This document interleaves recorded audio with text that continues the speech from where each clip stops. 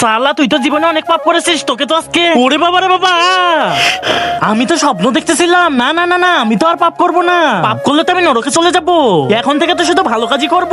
আরে আরে ভাইয়া কিছু তো খাইতে দাও, অনেক তো খিদা লাগছে, কিছু তো দাও। যা সালা ভাগ এখান থেকে, গরিব কোথাকার। আরে আরে ভাই তুমি ঠিক আছো?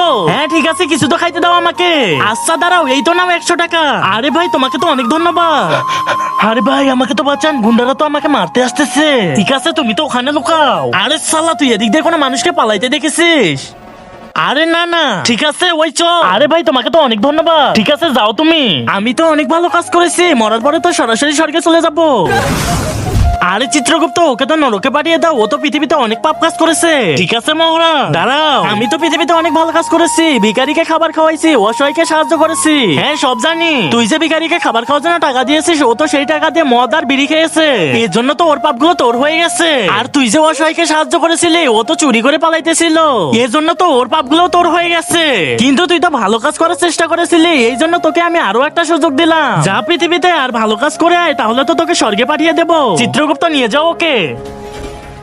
অনেক তো ক্ষুধা লাগছে, কিছু তো খাইতে দাও আমাকে। ওই তো গরিব, ওকে তো সাহায্য করে আসি।